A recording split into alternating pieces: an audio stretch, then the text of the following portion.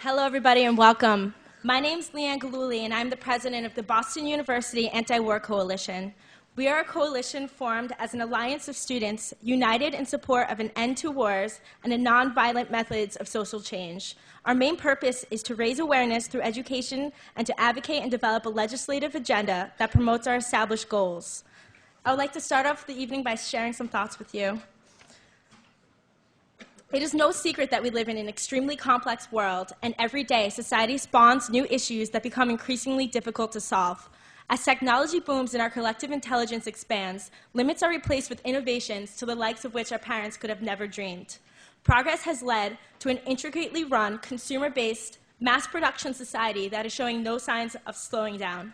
Yet in our current state of affairs, you do not have to look far to see our economic slowdown, increasing unemployment, or lackluster medical care. The incarceration rate in the United States is among the highest in the world, while energy prices are skyrocketing and our ignorance of the looming climate crisis continues. And of course, there's the quagmire that is Iraq, which everybody seems to recognize as a blunder, yet nobody can seem to find a way out of. Information about Iraq has been stale from the beginning. The mainstream media effectively blacks out gruesome pictures of war and the many actions of the anti-war movement while simultaneously misdirecting the public with lofty rhetoric and distracting them with breaking stories about Britney Spears. There are over 4,000 dead American troops and estimates of anywhere from 80,000 to over 1 million deceased Iraqis, the majority of them civilians. With this war, our government has carried out an assault on our civil liberties, from legalizing and justifying torture of innocent people to openly spying on our citizens. While all along, the military-industrial complex is turning out profit in many different arenas, and top government officials personally profit from government contracts that serve the private companies, such as the prime example of Vice President Cheney's Halliburton. This is all topped off with the mind-numbing redundancies of the presidential campaigns, complete with media distractions, personal attacks, and platforms that leave half our citizens feeling disenfranchised. Considering that this country was founded upon the concept of for the people, by the people, it is dismaying that the public interest in U.S. policies has drastically fallen over time, while the detrimental effects these policies have in the rest of the world have exponentially grown. How many more transgressions will our unchecked government commit before people get mad? What does it take for those not awake to the urgency of our distress to finally see it? And what does it take for those who are conscious of our ills to feel obliged to fix it? Some argue that it takes a tragedy, yet when tragedy abounds at every page turn of the newspaper, people are desensitized to it. The lack of outrage at the war in Iraq and our burgeoning domestic issues, most notably from my generation, is due to viewing these issues as distant abstractions. Society desperately needs to be dislodged from the complacent backseat of American politics. Our methods of government are punctuated with rudimental grievances that our politicians attempt to mend with Band-Aids. Being anti-war means a lot more than just desiring an end to this war. What we are really fighting is a system that has led to massive destruction on a global scale and will continue to without upheaval of our ideology and a restructuring of our political system. That is why undeniable parallels between the wars in Iraq and Vietnam can be drawn, and why the social movements of the 60s are used as a paradigm for today's revolution. And that is why hate has been perpetuated instead of unqualified love. The great enlightenment of our generation will come, but it will not look like it did in the 60s. We, the current students of America, are faced with the difficult task of having to run this place in the future. Some say that there's simply nothing anybody can do to fix it, that the powers that be are too overwhelming to counter, that public dissent is a thing of the past. Here, I like to invoke Margaret Mead, who once said, "Don't ever tell me that a small group of thoughtful people could not change the world. Indeed, it's the only thing that ever has." We must work within the confines of the structures of society, for in the end, it is simply a game of power politics and social status that, when wisely manipulated, can be utilized to put someone of good intention into power. Yet this ultra-concentrated power is undeniably tainting, and the real challenge lies in combating the culture of greed, bigotry, ignorance, and intolerance that permeates the United States. Because these plights are not identified by our increasingly unbalanced media, we turn to the unsung heroes who have been the voices of dissent, the forefront of innovative philosophy, and the ones bold and brave enough to question reality. I will never forget the day I first discovered Noam Chomsky. I had inklings that there was something off about the society I've been living in for 18 years, especially considering the war we had begun in Iraq. Feeling overwhelmed in an attempt to locate some facts, I was sifting through media and I came across an article Professor Chomsky wrote in December of 2002, and my mind was cracked wide open. Part of the article, entitled A Modest Proposal, illustrated a persistent pattern of policies that had been occurring for decades and showed no signs of changing. It was as if I had been staring straight at something for years, yet I was actually seeing it for the first time. Mr. Chomsky's work is like a precision laser, whittling down the cumbersome ideologies indoctrinated into the social psyche, exposing and condemning their flawed underbellies. A true renegade, Professor Chomsky has remained one of the most celebrated and highly demanded voices of revolution since he first took a stance in the 60s. Although relentlessly sought after by international media sources, he is often criticized at home in the US. Most widely recognized for his groundbreaking contributions in the field of linguistics, undergrads cannot take a course in evolutionary psychology, computer science, or international politics without encountering the works of Professor Chomsky. His tall intellect is conditioned with a social consciousness that gives purpose and depth to his works. His flame has been igniting minds and hearts for decades, especially at his beloved school of MIT, where he has taught for the past 53 years. His wisdom is adorned with experience and professed with clarity. Above all else, his individuality is marked by his unique positions, for he has never allowed anybody to put him in a box. Refusing to reside along the established plane of party politics, he has added a dimension to the otherwise horizontal political spectrum. He has taught to dispel preconceived notions, ignore propagandistic headlines, tune out sound bites, fight off your self-serving tendencies, and instead of sharpening differences between one another, recognize the commonalities of man and the potential for justice and peace that exists within each being. He has taught to question everything about your reality, to criticize and debate those in power, to find a more human response to the challenges posed by globalization. His ability to think in different modes has allowed for life-changing revelations and has inspired my thinking, and it is my hope that you all be inspired as well. The future that is at stake is our own, and I believe with intelligent reasoning and original thought, the answers to all these questions can be discovered. So, without further ado, I am honored to introduce to you the brilliant author, empowered lecturer, multi-talented, adoring father, and doting husband. He's received honorary degrees from over 24 of the top universities on the planet. He has been called by the New York Times arguably the most important intellectual alive, and he is among the eight most cited scholars in history. I could go on for hours about all his credentials, literally, but ladies and gentlemen, the one and only Professor Noam Chomsky.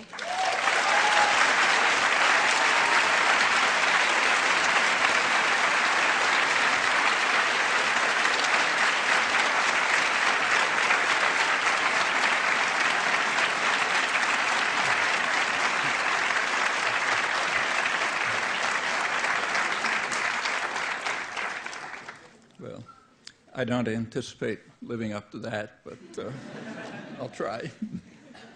I've been asked to talk about modern-day American imperialism.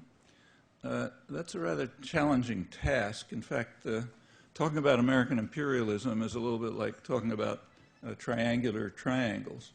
The United States is the one country that exists, as far as I know, and ever has, that was founded as an empire explicitly. According to the Founding Fathers, when the country was founded, it was a nascent empire. That's George Washington. Modern-day American imperialism is just a later phase of a process that has continued from the first moment without a break, going in a very steady line. So we're looking at one phase in a process that was initiated when the country was founded and has never changed. The model for the Founding Fathers, borrowed from Britain at that time, was the Roman Empire.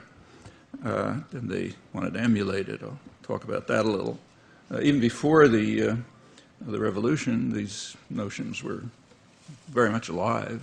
Benjamin Franklin, 25 years before the Revolution, complained to the British that they were imposing limits on the expansion of the colonies, and he objected to this. He, borrowing from Machiavelli, he admonished the British, I'm quoting him, that a prince that acquires new territories and removes the natives to give his people room will be remembered as the father of the nation.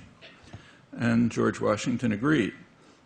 He wanted to be the father of the nation. His view was that The gradual extension of our settlement will as certainly cause the savage as the wolf to retire, both being beasts of prey, though they differ in shape. I'll skip some contemporary analogs that you can think of. Thomas Jefferson, the most forthcoming of the founding fathers, said, "We shall drive them, the savages, we shall drive them with the beasts of the forests into the stony mountains, and the country will ultimately be free of blot or mixture," meaning red or black. Wasn't quite achieved, but that was the goal.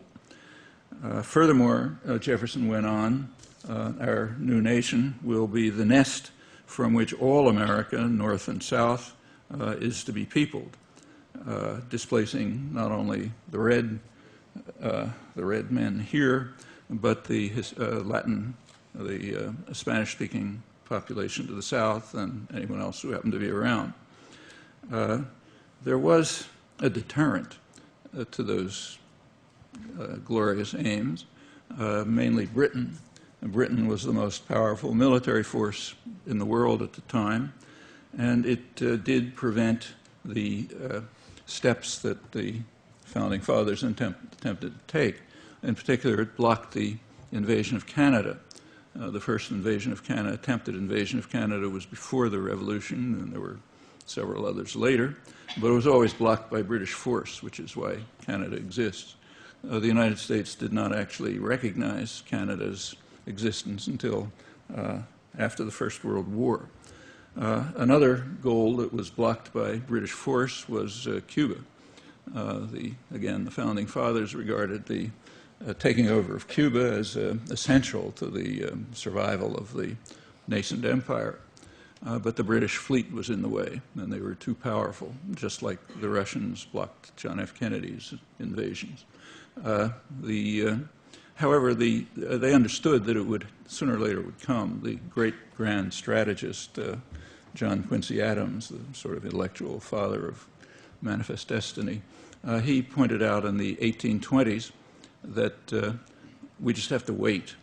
They said, Cuba will sooner or later fall into our hands by the laws of political gravitation, just as an apple falls from the tree. What he meant is that over time, the United States would become more powerful, Britain would become weaker, and the deterrent would be overcome, which in fact finally happened. And we should not ignore these early events. They are very much related to current history. That's made very clear by scholarship on current affairs. So the major scholarly work on the Bush Doctrine, George W. Bush Doctrine, the preemptive war doctrine, major work is by John Lewis Gaddis, who's the most respected historian of the Cold War period. It's on the roots of the Bush Doctrine.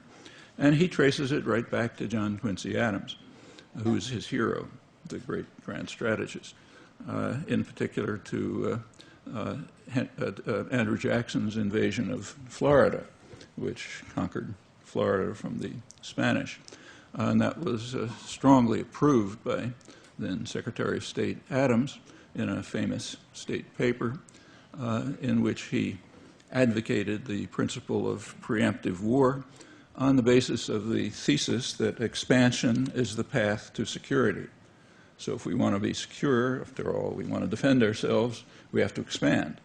At that time, expand into Florida. We were being threatened by what were called runaway slaves and lawless Indians who were in the way. They were threatening us by their existence, by barring our expansion. And as Gaddis points out, there's a straight line from that to George Bush. And now expansion is the path to security. It means we take over the world, we take over space, take over the galaxy. There's no limit to how much you have to expand to guarantee security. And that's been the principle from the beginning. Gaddis is a good historian, and he cites the right sources on the so-called Seminole War, Jackson's conquest of Florida, but he doesn't bother telling us what the sources say. And it's worth looking at what they say. They describe it as a war of murder and plunder and extermination, driving out the indigenous population. There were pretexts made, but they were so flimsy that nobody paid much attention to them. It was also the first executive war in violation of the Constitution, setting a precedent which has been followed ever since. There was no congressional authorization. It's all Adams lied through his teeth to Congress. I mean, it's all very familiar. So Gaddis is correct. It is the model for the Bush doctrine. He approves of both of them, but that's a moral judgment. But his analysis is correct. Yes, what's happening now traces right back to the wars of extermination and plunder and murder and lying and deceit and so on, executive wars that John Quincy Adams was the great spokesman for. Adams, incidentally, later in his life, regretted this. After his own contributions were well in the past, he condemned the Mexican War as an executive war and terrible precedent. It wasn't a precedent. He'd established the precedent. And he also expressed remorse over what he called that hapless race of Native Americans, which we are exterminating with such merciless and perfidious cruelty. They knew what they were doing. Contemporary history likes to prettify it, but if you read the descriptions and the observations by the people who were involved, they know exactly what they were doing. He expressed regret for it, but of course his own role was long past. It's commonly argued that American imperialism began in 1898. That's when, in 1898, the U.S. did finally succeed in conquering Cuba, what's called in history books liberating Cuba, namely intervening in order to prevent Cuba from liberating itself from Spain and turning it into a virtual colony as it remained till 1959, setting off hysteria in the United States, which hasn't ended yet. Also taking over Hawaii, which was stolen by force and guile from its population, Puerto Rico, another colony, soon moving to the Philippines and liberating the Philippines, also liberating a couple of 100,000 souls to heaven in the process. Again, the reverberations of that extend right to the present with ample state terror and the one corner of Asia that hasn't undergone a high development, something we're not supposed to notice. But the belief that the imperial thrust started in 1898 is an example of what historians of empire call the salt water fallacy, the belief that you have an empire if you cross salt water. In fact, if the Mississippi River were as wide as the Irish Sea, the imperial thrust would have started much earlier. But that's an irrelevance. I mean, expanding over settled territory is no different from expanding over the waters. So what happened in 1898 was just an extension of the process that began when the nascent empire, as it saw itself, was formed in its first moments. The extension to beyond was, again, a lot of this starts right in New England with New England merchants who wanted to, very eager to take over the Pacific trade, the fabulous markets of China, which were always in their minds, which meant conquering the Northwest so you can control the ports and so on, meant kicking the British out and others out and so on. That went on from right here. The goal, as William Seward, who was Secretary of State in the 1860s, pointed out that the central figure in American imperialism, that we have to gain command of the empire of the seas. We've conquered the continent. We're going to settle, take it over. Monroe Doctrine was a declaration that we'll take it over, everybody else keep out. And the process of doing so continued through the 19th century and beyond until today. But now we have to have command of the seas. And that meant when the time was ripe, 30 years later, when the apple started to fall from the tree, given relative power, proceeding overseas, to the overseas empire.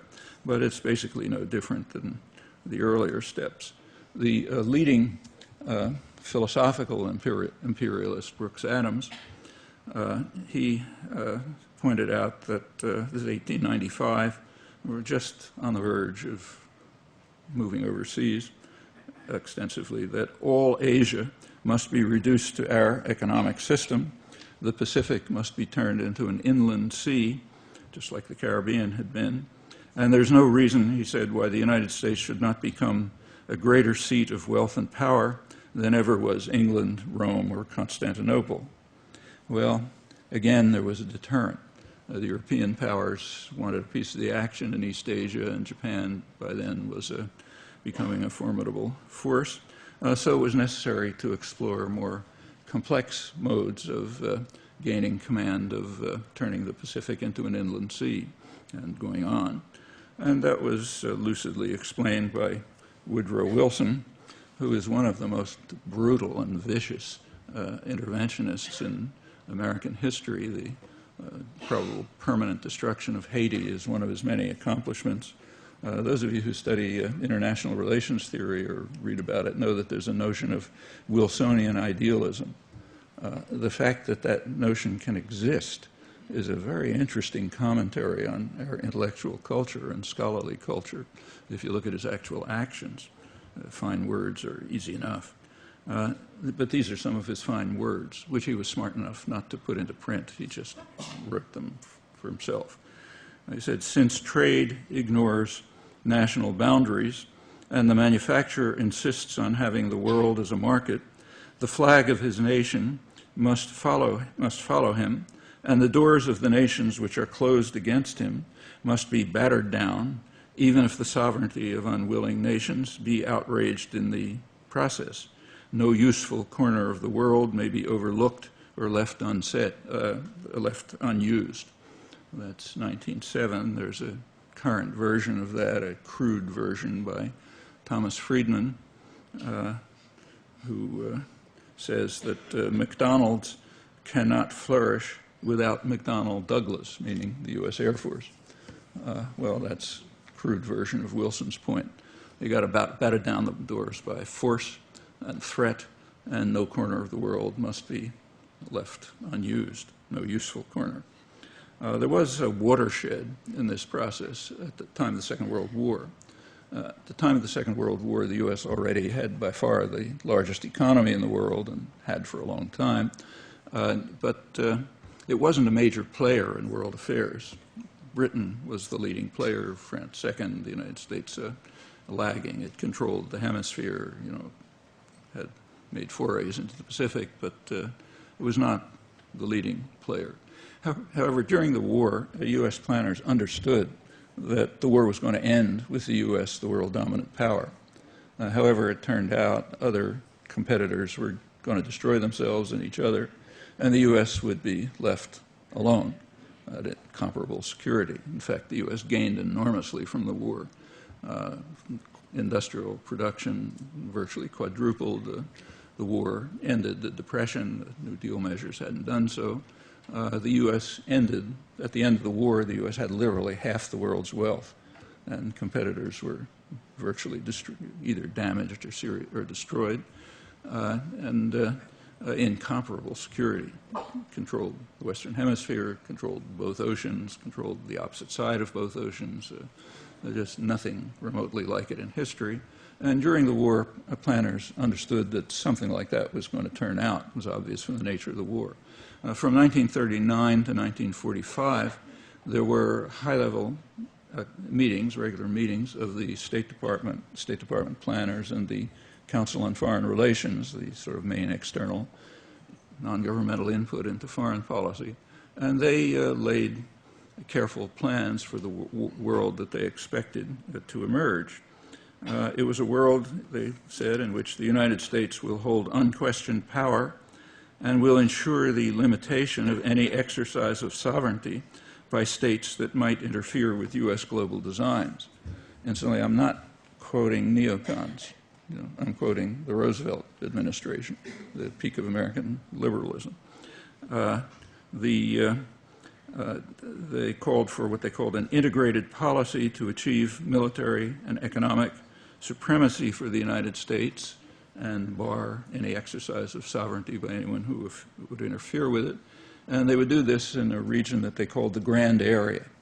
Well, in the early part of the war, 1939 to 1943, the Grand Area was defined as the Western Hemisphere routinely, the former British Empire, which the U.S. would take over, and the Far East. That would be the Grand Area. They assumed at the time that there would be a German-led world, the rest, so it would be a non-German world, that's us, and a German world. As the Russians gradually ground down the Nazi armies after 1942, it became pretty clear that there wouldn't be a German world. So the Grand Area was expanded to be as much of the world as could be controlled, limitless. That's simply pursuing the old position that expansion is the path to security for the nascent empire of 1776. These policies were laid down during the war, but then they were implemented right after the war. In fact, now that we have available in the declassified record the planning documents of the late 1940s, it turns out they're not very surprisingly very similar to the wartime planning. One of the leading figures was George Kennan, who was head of the State Department policy planning staff. He wrote one of his many important papers in 1948, PPS 23 if you want to look it up, noted that the United States has half the world's wealth but only 6% of its population, and our primary goal in foreign policy must be, as he put it, to maintain this disparity. And in order to do so, we must put aside all vague and idealistic slogans about democracy and human rights. Those are for public propaganda and colleges and so on. But we must put those aside and keep to pure power concepts. There's going to be no other way to maintain the disparity. And then in the same paper and elsewhere, he and his staff went through the world, assigned to each part of the world what would be what they called its function within this global system in which the U.S. would have unchallenged power, unquestioned power. So Latin America and the Middle East obviously would provide the energy resources that we would control, gradually pushing out Britain, throwing out France immediately, and pushing out Britain slowly over the years, and turning it into essentially a junior partner, as the British Foreign Office ruefully described their role at that time. Latin America we simply control. It's our little region over here, which has never bothered anyone, as Secretary of War Stimson said, while the U.S. was violating the principles it was establishing by setting up a regional organization in violation of the UN Charter and so on. So Latin America we keep, Middle East we control. Southeast Asia its function was to provide resources and raw materials to the former colonial powers.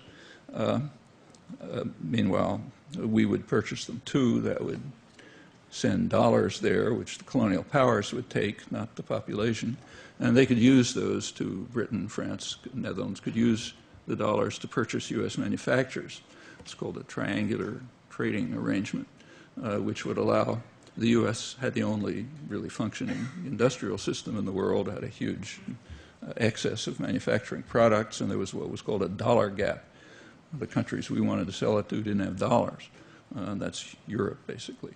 So we had to provide them with dollars, and the role of function of Southeast Asia was to play a role in that, hence the support for French colonialism and recapturing its Indo-Chinese colony and so on. There was various variations, but that's the basic story. And so Kennan went through the world and assigned them its function, each part. When he got to Africa, he decided that the United States really didn't have much interest in Africa at that time, and therefore we should hand it over to the Europeans to exploit, it's his word, to exploit for their reconstruction. He said it would also give them a kind of a psychological lift after the damage of the war and while we were taking over all of their domains. Well, you could imagine a different relationship between Europe and Africa in the light of history, but that couldn't even be considered. I mean, it was like too outlandish to discuss and still is. So Africa was to be exploited by Europe for its reconstruction with consequences we know. The U.S. has since gotten into the act. Well, that was Kennan. He was removed from office soon after because he was considered too soft-hearted, not up to dealing with this harsh world, and he was replaced with real tough guys, Dean Acheson, Paul Nitze, and others. And there's no time to go through it, but if you ever want an education on hysterical jingoist fanaticism, you really should read their documents. If you've studied these issues, you've heard of at least NSC 68, which is discussed by everyone, but its rhetoric is omitted. And you have to look at its rhetoric to see what's going on in these crazed heads of the great thinkers. And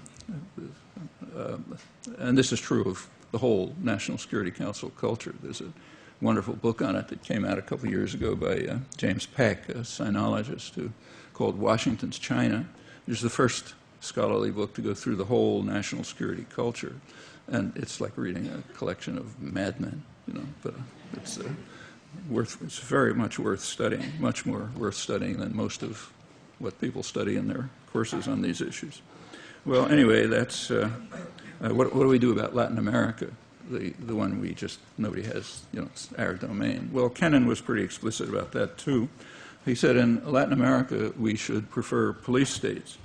The reason is, and he said that harsh government measures of repression should cause no qualms as long as the results are on balance favorable to our interests, in particular as long as we guarantee the protection of our resources.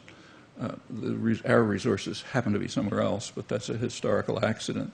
They're our resources, and we have to protect them. And if you have to do it by the mailed fist, okay, that's the way you do it. As I say, he was removed. There is a long, ugly history. There's no time to go through it, but the Cold War history essentially follows this pattern. The Cold War was a kind of a tacit compact between the superpower and the smaller power, the United States and Russia. The compact was that the United States would be free to carry out violence and terror and atrocities, limitless in its own domains, and the Russians would be able to run their own dungeon without too much U.S. interference. So the Cold War, in effect, was a war of the United States against the Third World and of Russia against its much smaller domains in Eastern Europe. And the events of the Cold War illustrate that. Each great power used the other's threats as a pretext for repression and violence and destruction. The United States way more than Russia, if you look at the record, reflecting their relative power. But that's essentially the picture. You can see in fact, for the United States, the war was basically a war against, the Cold War was a war of, basically a war against independent nationalism in the Third World, what was called radical nationalism. Radical means doesn't follow orders. So this constant struggle against radical nationalism, and particularly a leading thesis all the way through, is that even the smallest place, if it becomes independent, is a serious danger. It's what Henry Kissinger called a virus that might infect others, like even a tiny place, Grenada or something. If it has successful independent development, others might get the idea that we can follow. The rot will spread, as Acheson put it, so you got to stamp it out right at the source. It's not a novel idea. Any mafia don will explain it to you. The Godfather does not tolerate it when some small storekeeper doesn't pay protection money. Not that he needs the money, but it's kind of like a bad idea. Others might get the idea. And in particular, small, weak countries we have to crush them with particular violence so that others, because there it's easy, nobody can stop you, and others get the point. That's a large part of international affairs, right to the present. Well, to learn about what the Cold War was about, the obvious place to look is what happened when it ended. Okay, so November 1989, the Berlin Wall fell, Soviet Union soon collapsed. So what did the United States do? How did it react? I mean, the pretext for everything that had happened in the past was, the Russian monster, the monolithic and ruthless conspiracy attempting to take over the world, as John F. Kennedy called it. Well, now the monolithic and ruthless conspiracy was gone. So what do we do? Well, it turns out what we do is exactly the same thing, but with different pretexts. And that was made clear instantly. A couple of weeks after the Berlin Wall fell, the United States invaded Panama, killing unknown numbers of people. We don't count our victims. According to Panamanian human rights groups, maybe a couple of thousand people, bombing the slum, El Chorrillo slum. The Panamanians take this seriously. In fact, last December, they once again declared a national day of mourning about referring to the invasion. I don't even think it made the newspapers here. I mean, when you crush ants in your path, you don't pay much attention to their, what they may have to say about it. But they invaded Panama, had to veto some Security Council resolutions. The point of the invasion was to kidnap a kind of a minor thug, Noriega, who was kidnapped, brought to the United States, tried, sentenced, long sentence, a sentence for crimes that were real, but he had committed them when he was on the CIA payroll, almost without exception. Small footnote. But for that, we had to invade Panama and kill however many people it was, a couple of thousand probably, and install a government of bankers and narco-traffickers, drug trafficking shot up, and so on. But it was a successful invasion and applauded here. It was kind of a footnote to history. That's the kind of thing the U.S. does in its domains all the time. But it was a little different. For one thing, the pretexts were different. This time it wasn't we were defending ourselves against the Russians. It was we were defending ourselves against the Hispanic narco-traffickers who were going to come and shoot up our kids and destroy the country and so on. And in fact, Noriega was a minor narco-trafficker, had mostly been working for the CIA. But he became unacceptable when he started dragging his feet on following orders, like he didn't participate enthusiastically enough in the U.S. terrorist war against Nicaragua and so on. So he obviously had to go. Well, one difference was that it had different pretexts. Another was that the United States was much freer to act. That was pointed out right away by Elliott Abrams, who's now he's now back in office running Middle East affairs. He pointed out right away that the invasion of Panama was different from what had preceded because we didn't have to be concerned about the Russians stirring up trouble somewhere in the world. We were free to use force without impediment. Correct observation goes on right until today. Many of the violent acts that the U.S. has carried out since then, it would have hesitated seriously about if there was a deterrent. But now there are no deterrents anymore, so you do what you like. That was a change. Again, if you want to learn more about what the Cold War was about, have a look at the documents that were produced right afterwards. This is George Bush I. Right after the early 1990, he gave his new budget request. There was a new national security strategy, and they described what the post-Cold War world would be. Turns out, exactly as before. We still have to have a huge, massive military force, but we have to maintain what they call the defense industrial base. That's a euphemism for high-tech industry. For the public and so on, you talk about our belief in free trade and free enterprise and so on.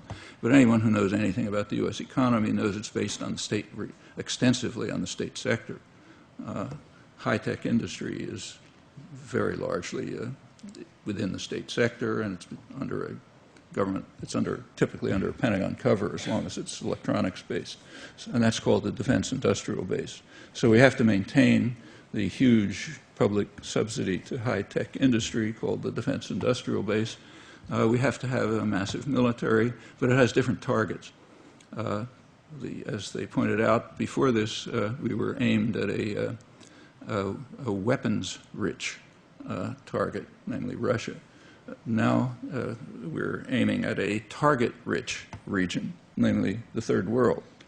They don't have any weapons, but there are a lot of rich targets there. So that's what we need the major military forces for. In fact, that's pretty much what it was in the past, too, but now it's openly conceded. We have to, with regard to the Middle East specifically, we have to maintain intervention forces directed at the Middle East. And then comes this interesting comment.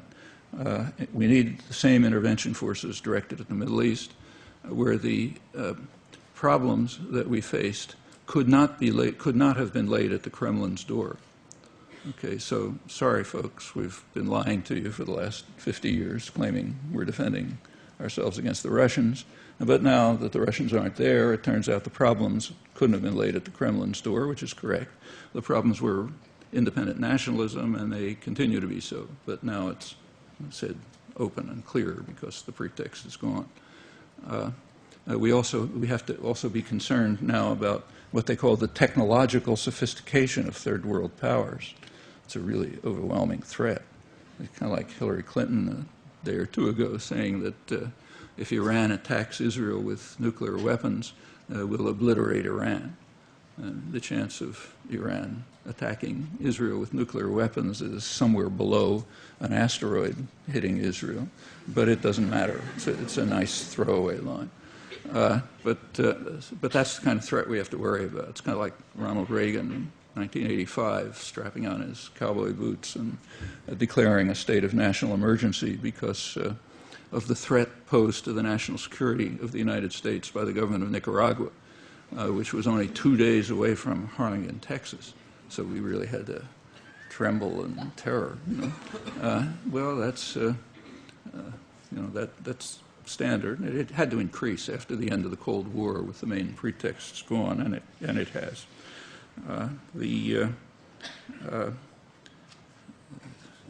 This is all consistent with a conception of aggression that has developed through the period and right up till today. It's very lively today. Aggression has a meaning, but that meaning doesn't apply to us. By U.S. leaders, aggression means resistance. So anyone who resists the United States is guilty of aggression. And that makes sense if we own the world, so any act of resistance is aggression against us.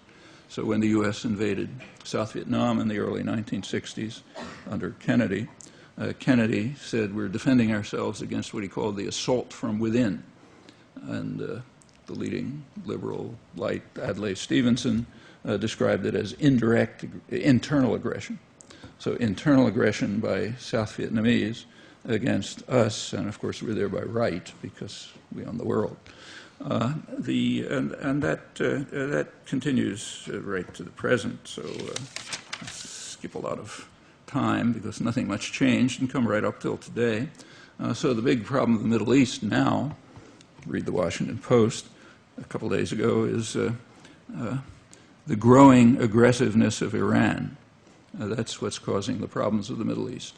Well, aggression has a meaning. It means sending your armed forces into the territory of some other state.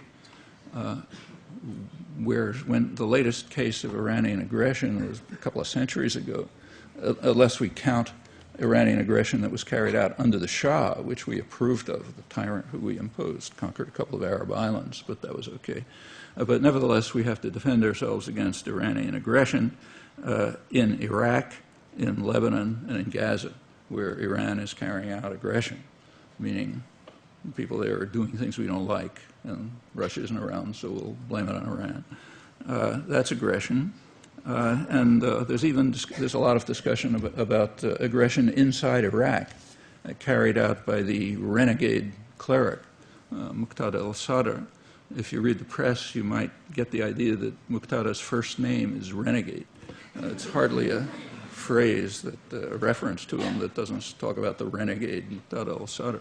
Why is he a renegade? Well, he opposes the U.S. invasion of his country. Okay, that makes him a renegade, or a radical, obviously. And that's routine. Nobody questions that. It's kind of like reflexive description. Condoleezza Rice was asked a little a while ago on a TV interview, how could we end the war in Iraq? And she said it's a very easy way to end the war. She said it's quite obvious. Stop the flow of arms to foreign fighters. Stop the flow of foreign fighters across the border. That'll end the war in Iraq. Well, you know, if somebody was looking at this who hadn't been adequately brainwashed by a good Western education, they would collapse in ridicule. I mean, yes, there are foreign fighters in Iraq and plenty of foreign arms in there, namely from the country that invaded Iraq. But they're not foreign, remember? They're indigenous, because we're indigenous everywhere. That follows from owning the world, going back to the nascent empire spread. So therefore, we're not foreign fighters there or anywhere else. We're indigenous, and it's the foreign fighters who have to be stopped. And actually, the concept of aggression has expanded recently. There's a couple of, back in January, you may have seen, there was an important statement by 5 former NATO commanders, which was reported. The big issue was that they had said we have to base our military posture on possession of nuclear weapons. But it's nothing new. It's always been true. It was strongly advocated by the Clinton administration, but in much stronger terms, in fact. But that was what was reported. However, what was interesting was, and the one thing that was new, was their expansion of the concept acts of war. They said acts of war against which we must defend ourselves by the use of nuclear weapons, if necessary, is using weapons of finance.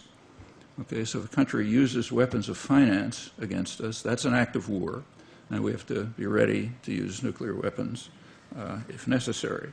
Well, 2 months after, in late March, the United States Treasury Department warned the world's financial institutions against any dealing with Iran's state-owned banks. Now, those warnings have teeth, thanks to the Patriot Act.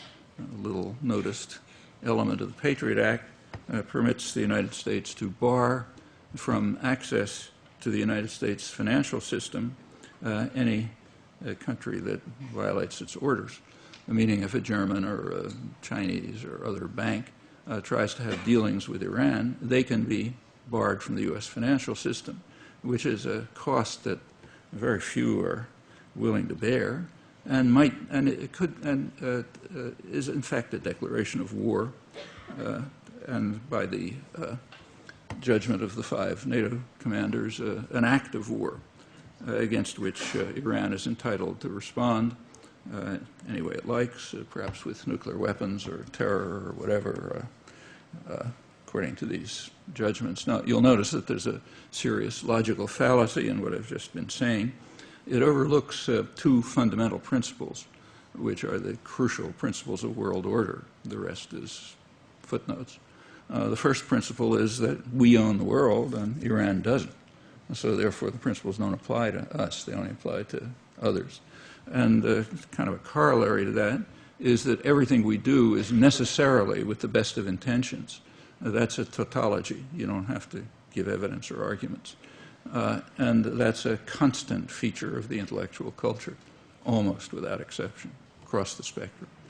So, for example, during the invasion of Vietnam, I hope I don't have to describe it to you, but it killed several million people, destroyed 3 countries. It's just a monstrous atrocity. And it was, if you look over there was vast discussion of it, mainstream discussion. But if you look closely, you'll find that there was never a principled critique of the war. That was not permissible. The typical, just to keep to the kind of left critical end, and the rest gets worse. At the end of the war, Anthony Lewis of the New York Times wrapped it up. He said, speaking from the left liberal extreme, that the United States entered the war with blundering efforts to do good. Notice, efforts to do good is a tautology. We did it, so therefore it's efforts to do good. So it's not saying anything.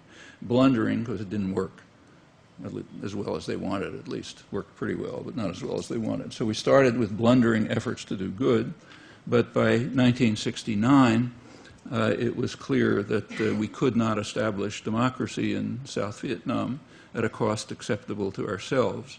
Well, established democracy in South Vietnam is on a par with some Soviet commissar saying that Stalin was trying to establish democracy in Eastern Europe. But that doesn't matter. It's us, so we were doing. But the problem with it was the cost to us. Okay? So that meant we had to sort of start pulling out. Well, that's the critique at the very left end. I'll take one more example. The leading American liberal historian, maybe the most famous historian of his generation, Arthur Schlesinger, who was at first a superhawk, like the whole Kennedy administration was. No alternative to victory in their invasion of South Vietnam, which is what it was. But by the late 60s, he was having second thoughts, and he wrote a book expressing them. And he said that we all pray that the hawks will be correct in hoping that the surge of the day, a big influx of troops, will be successful. And if they are, we will be praising the wisdom and statesmanship of the American government in winning the war, and he was aware of what it was. He said, leaving a land of wreck and ruin with its institutions destroyed may never recover. But we'll nevertheless be praising the wisdom and the statesmanship of the American government, and we pray that they're right, the hawks. But he said they probably aren't right. It's probably going to be too costly for us. No question about the cost to the Vietnamese. I mean, a land of wreck and ruin. So therefore, maybe we ought to rethink it. Well, that's the criticism at the critical end of the spectrum, the dovish critical end. Then from there on over to the jingoist end of the spectrum, you have a kind of a debate. Could we have won with more force, or was it a lost cause anyway, and so on. It's rather striking that the population is out of this. So in 1969, the year that Lewis pointed to, 70% of the population thought that the war was fundamentally wrong and immoral, not a mistake. Try to find anything in the literature of educated sectors that says it was anything but a mistake, that it was fundamentally wrong and immoral. That's not unusual. Internally, the government was aware of this. One of the things that is not taught but should be read, because it's very illuminating, is the final part of the Pentagon Papers. Pentagon Papers are not declassified archives. They are stolen archives, so we know a better idea what they were thinking. The Pentagon Papers end in 1968, right after the Tet Offensive in January 1968, which convinced the business world that this is going to cost us too much. We better start winding it down. There was a request from the government to send another couple 100,000 troops to Vietnam, but they were dubious about doing it and didn't do it finally because they were afraid that there would be an uprising in the United States, a popular uprising of unprecedented proportions, and they would need the troops for civil disorder control because of protest among underprivileged people, women, youth, and others who just weren't going to take anymore. Well, that tells you that they didn't admit that they were listening, but they were, and they always do. If they needed the troops for control, and they sort of slowly started backing off. Another 6 years of war, devastated Laos and Cambodia and much of Vietnam, but at least they started winding down. Well, that was 1969. Notice that you can take the rhetoric about the Vietnam War and translate it almost verbatim into discussion of the Iraq War. There is no principled critique within the mainstream. And nobody can, by principled critique, I mean the kind of critique that we would carry out reflexively and do when somebody else commits aggression. Say when the Russians invade Czechoslovakia or Afghanistan or Chechnya, we don't ask, is it too costly? In fact, it wasn't costly at all. It practically killed nobody in Czechoslovakia, Chechnya, after reducing the place to ruin. Apparently it's functioning pretty well. In fact, if, according to Western correspondents, if David Petraeus could achieve anything in Iraq like what Putin achieved in Chechnya, he'd probably be crowned king or something like that. But nevertheless, we condemn it rightly. Doesn't matter whether it worked or not, or whether it was costly to them or not. Or when Saddam Hussein invaded Kuwait, killing probably a fraction of the number of people that Bush killed a couple of months earlier when he invaded Panama. But we nevertheless denounce it as aggression. no, that's a principled objection. But when we carry out aggression, it's inconceivable. And that goes back to the principles that I mentioned. We own the world, and everything we do is, by definition, good in intention. So the worst that it can be is what Barack Obama calls a strategic blunder, or what Hillary Clinton calls getting into a civil war which we can't win. In fact, Iraqis overwhelmingly blame the civil war on us, but that's irrelevant too. That's the level of critique, and it follows from the principles that I mentioned, and it governs news coverage too. In fact, pretty openly. Here's John Burns, who's the dean of correspondence, most senior, most respected correspondent in Iraq after a long career. He says that the United States is the prominent economic, political, and military power in the world, and has been the greatest force for stability in the world, certainly since World War II.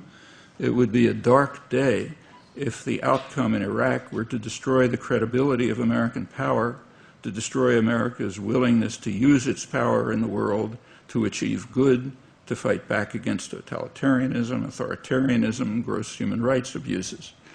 Okay, in other words, that's the framework of reporting. Reporting must be cheering for the home team.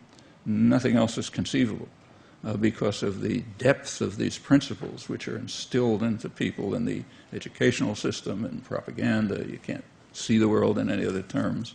So it's neutral, objective reporting to say we're cheering for the home team.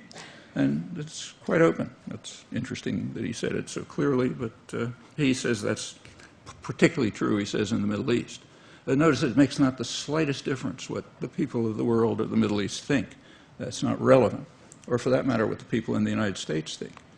So the Vietnam War was benign efforts to do good, which were too costly to us, even when 70% of the population said that's fundamentally wrong and immoral, not a mistake. The population here is as irrelevant as the population in the rest of the world, unless you're frightened of them, and you have to keep your troops here for civil disorder control. What do people think? Well, what people think we know from international polls that are regularly taken. They think that the United States is the most frightening, dangerous country in the world. Not John Burns' line. What about and there's overwhelming opposition to U.S. force, just almost everywhere. It's also true of the Middle East, and there's nothing new about it. So our current George Bush, after 9/11, asked why do they hate us, and went on, they hate our freedoms, and so on. You remember that. What the press should have reported is that he was just repeating a question that President Eisenhower asked in 1958. Eisenhower asked his staff, why is there a campaign of hatred against us among the people of the Middle East? And the National Security Council, the highest planning agency, had provided an answer. He said the people in the Middle East, their perception is that the United States supports brutal tyrannies, blocks democracy and development, and does so because we want control of their oil. And then they went on to say, yeah, perception's more or less correct, and that's the way it ought to be. So therefore, there's a campaign of hatred against us.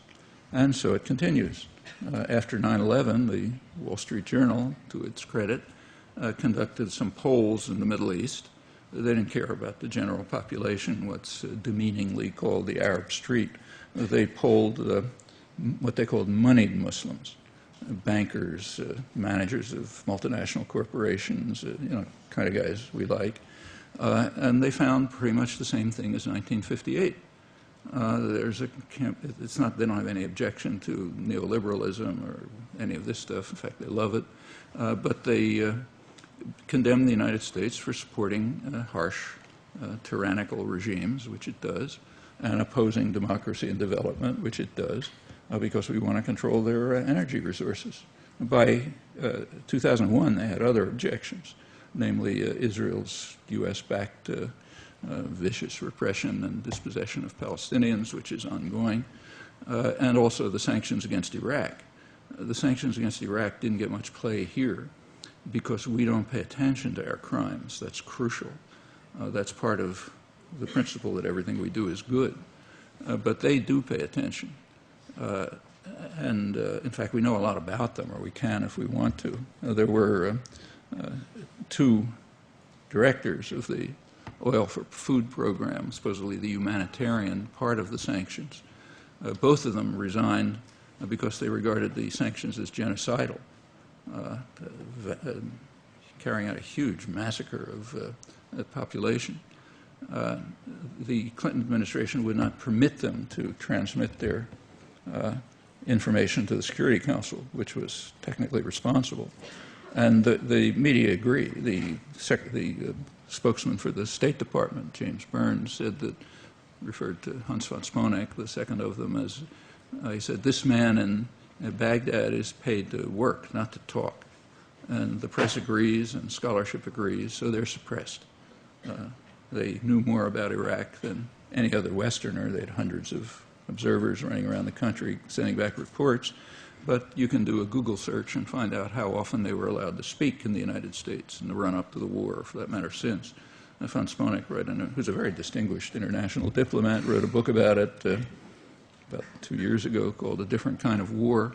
I don't think there's a reference to it in the United States, let alone a review. We do not want to publicize our genocidal actions. But people in the Middle East noticed and didn't like it, and that increased the campaign of hatred among the moneyed Muslims, our friends there. Don't have to think about the others. But it doesn't matter what they think. The same is true of the invasion of Iraq. Iraqis regard it as worse than the Mongol invasions. It's the great successes. Iraq may never recover. I mean, the great success story of Petraeus is to establish warlord armies, which will probably tear the country up in the future, and also to turn, say, Baghdad. It's true that violence in Baghdad has declined, partly because there are fewer people to kill. There's been massive ethnic cleansing, and that's been accelerated by the Petraeus strategy of building essentially walled communities. There's a comment by Nir Rosen, who's one of the 2 or 3 journalists who actually reports seriously from Iraq. He speaks Arabic fluently, and he looks Arab, so he can get around easily. He travels all over, not with armed guards and Abrams tanks and so on. He says, talking about Baghdad recently, he says, looming over the homes in the district he's looking at are 12-foot high walls built by the Americans to confine people to their own neighborhood, emptied and destroyed by civil war, which the U.S. fomented, walled off by the surge. Sections of the city feel more like a desolate post-apocalyptic maze of concrete tunnels than a living, inhabited neighborhood. They're controlled by separation walls and, in fact, by the increasing use of air power, but a little quieter, so therefore the critics, having no principled criticism, don't talk about it much. Well, what does the public think about all these things? Well, we know about Iraq. The public wants to get out, but they're irrelevant. What about Iran? The next major crisis looming, which will make Iraq look like a tea party if they go through with it. There are opinions about this.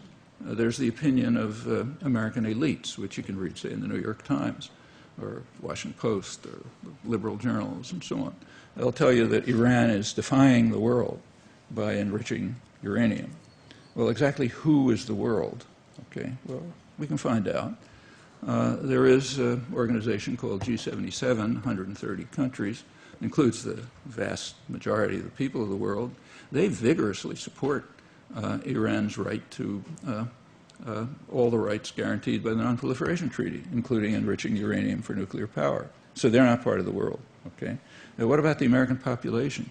An overwhelming majority of the American population agrees with G77, namely that Iran should have the right to produce nuclear energy, but not nuclear weapons. So the American population is not part of the world.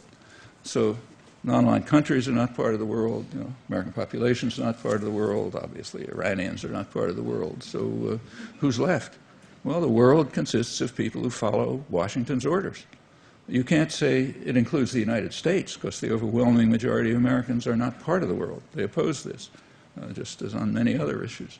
And that goes on without comment, correctly if we're cheerleaders for the home team. And that's the framework for discussion. Is there a solution to the crisis with Iran, which is extremely serious? If the U.S. goes through with its plans, apparent plans, like I said, it might make Iraq look like a Tea Party. Well, there are solutions, potential solutions. One of them is what I just said, that Iran should have the rights of any signer of the Non-Proliferation Treaty. Israel, Pakistan, and India also ought to have those rights if they sign the treaty. Since they haven't done it, they don't have those rights. But of course, they're doing it because we say it's okay. But that's the opinion of the large majority of Americans. And the same large majority, this runs around 75%, says that a nuclear weapons-free zone should be established in the region, including Iran, Israel, American forces deployed there, and so on. Well, that would end the crisis. Is that possible? Well, it's supported by the large majority of Americans, but as I mentioned, they're not part of the world. It's Iran's official policy, but they're not part of the world. The U.S. and Britain are formally committed to it, in fact, more so than any other powers, for a very simple reason, which we would read about if we had a free press. When the United States and Britain went to war with Iraq and tried to find a thin legal cover for it, they appealed to UN Security Council Resolution 687, 1991, which ordered Iraq to get rid of its weapons of mass destruction. And as you remember, Britain and the United States claimed they hadn't lived up to it. Well, you're all literate. You can read Resolution 687. It commits the United States and Britain to work to establish a nuclear-free weapon zone in the Middle East. Okay, so if you can appeal to it as a justification for aggression, you're compelled to follow its provisions. But to point that out would be really to break the rules. And you can, again, do a Google search and see if you can find anyone even near the mainstream who's ever bothered to point this out. Another way to move towards a solution would be to end the threats against Iran. The threats, if anyone cares, are a violation of the UN Charter, but for outlaw states, that's irrelevant. Again, the large majority of the American population thinks we should end the threats and move to normal diplomatic relations with Iran. Well, if these steps were taken, the crisis would essentially be over. So we can ask, who's defying the world? If the world includes its people, including the American people. And the answer is very simple and straightforward. Those who are defying the world are the ones in power in Washington and in London and in the editorial offices and the university faculties and so on. They're defying the world, but not Iran, not on these issues. And in fact, it's a serious matter because it could lead to total disaster. And the same is true on other issues. So the other major live issue in the Middle East is Israel-Palestine. Well, what does the world think about this? There is an international consensus supported by about 2/3 of the American population, supported by former non-aligned countries, supported by the Arab world, formally at least supported by Europe, obviously Latin America. In fact, everyone. Iran supports it, Hamas supports it. It's for a two-state settlement on the international borders meaning pre-June 67 borders with minor modifications. Who opposes that? Well, for the last 30 years, the United States has opposed it, and it continues to oppose it. And Israel, of course, opposes it, though if the U.S. would support it, Israel would necessarily go along. So the problem is right in Washington. This begins in 1976, when the U.S. vetoed the first Security Council resolution calling for a settlement in these terms. It was introduced by the Arab states, backed by the PLO. Actually, it even goes back earlier to 1971, when President Sadat of Egypt offered Israel a full peace treaty in return for withdrawal from occupied territories. What he cared about was withdrawal from the Sinai, where Israel was kicking out thousands of peasants and settling. Israel, he didn't say anything about the Palestinians. They were not an issue at the time. Israel recognized it as a genuine peace offer and decided to reject it. They made a fateful decision preferring expansion to security. Peace treaty with Israel would have ended security problems. Egypt would have ended security problems. The important question is what would happen in the United States? You know, the Godfather. Well, Kissinger managed, there was a battle, a bureaucratic internal battle in the United States. Kissinger won. And the U.S. followed his policy, which he called stalemate, meaning no negotiations, just force. Okay? That set the stage for the 1973 war and on to a whole list of horrors since. And up till today, the United States and Israel have been leading the rejectionist camp. By now, they are the rejectionist camp, not the U.S. population, but the governments. So who's defying the world on this issue? Is there a possible settlement? Sure there is, but it resides here.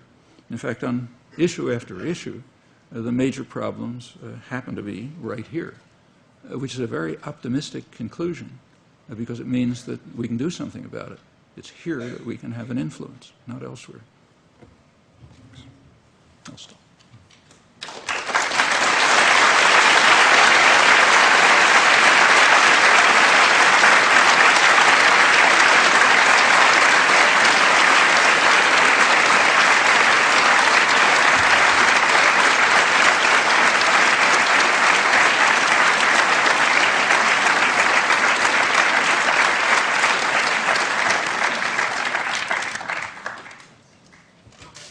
Some time? Yeah.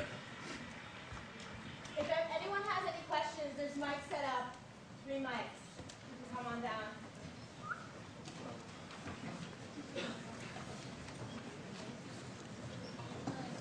Contrary to what was said here in the introduction, the New York Times, of course, did not say that you were the most important intellectual alive, and you know that well. It was merely an outsider, a professor at Stanford, who said it in a review which appeared in the New York Times. Interestingly enough, you've used that quote on several of your books, also a fabricated quote. You've also said that whenever that arises during an introduction like tonight, you always say something about it and correct it. And that's, of course, a falsehood because you didn't do it here tonight. And that's happened in the past also. Number 2, I couldn't help but notice the reference to Arthur Schlesinger. Apparently you still have something sticking in your craw about your bout with him, I guess it was around 1970, in which he exposed you for fabricating some Harry Truman quotes. That was the exchange in which he dubbed you an intellectual crook. So I guess that's still sticking in your craw even now. And finally, as to this notion of cheering for the home team, which obviously you don't do, there's somebody else you're cheering for. So I'd like you to be very forthright, like some leftists do, who say they are cheering for our opponents in various places around the world, quite clearly. Do you have the courage to tell us right now that you are pulling against us in Iraq and Afghanistan, that you're hoping we fail, that you support the terrorists, or you might call them freedom fighters, hoping they kill Americans? We get the point, yeah. Can I go through these points? On the first one, the quote, it was not by somebody interviewed, it was by a reviewer in the New York Times. He was interviewed. He wasn't, you said he was interviewed. I did not say that. Listen up. You did, but it doesn't matter. A book review. It was a book review, right. And it's true that I didn't bother to correct it tonight, but I almost always do it because it's funny. It's a very funny thing. What he actually said is, he's the most important intellectual in the world. How can you write such terrible things about U.S. foreign policy? I like that quote, so I invariably... That's not accurate either. I invariably correct it. You say you see it on the backs of books. If you take a look at the publishing industry, you'll find that the author has absolutely no control over what appears in blurbs. Nothing. If I had a choice, I'd tell them not to use it, of course, and I often do. But they like to use it, and then I correct it when it's brought up. That's because I think the actual quote is quite interesting. So that's one. As for Schlesinger, you've got the story backwards. I criticized Schlesinger on these points in a book that appeared in 1969, which he was furious about. And in his review of that book, which was a furious review, he tried to find some error, and he found an absolutely trivial error, so small that it was corrected 2 months later in the second printing. But he's been screaming about it. He's screamed about it ever since, and people like you do too. The error was that in quoting a speech by Harry Truman, okay, instead of quoting his actual speech, I quoted a virtually verbatim paraphrase of it by a leading respected commentator, James Warburg. So the words were slightly different, though the content was exactly the same. As I say, it was so trivial, it was corrected 2 months later in the second printing. It's a rare book that doesn't have some small error. But yes, you know, the defenders of state violence are desperate, and if they can find anything that they can point to, they'll run with it forever. So that's the truth about the second point. As for the cheering, you heard what I said, and it's what I've written. I think we should pay attention to the population, okay? Population of the United States, population of Iraq, population of the world. We should pay attention to what they think. Of course, those who are, you know, supporters of state violence think we shouldn't. We should pay attention to the guys in power and to the sort of cheering section that among the intellectuals that supports them. Well, I don't agree with that. Just to take the case of Iran, I think the opinion of the American population happens to be very sound, and I support it. And the same is true in Iraq. I think the opinion of Iraqis is very sane. Last December, the Pentagon released a study of focus groups in Iraq and reported it as good news. They gave a very upbeat report. They said, contrary to what people are saying, you know, the critics, there's a lot of agreement among Iraqis, and therefore there's hope for reconciliation. Okay? And then if you read down a little further, what was their agreement about?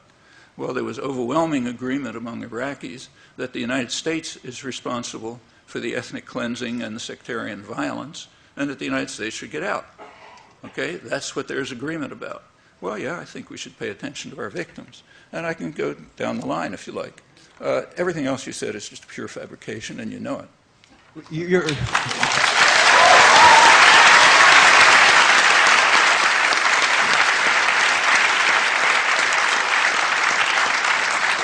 If you want to write me an email about it, I'll be glad to give you, you know. You haven't got the courage to tell who you're cheerleading for. Pardon? You haven't got the courage to tell us who you're cheerleading for. You've made your point. Let's go.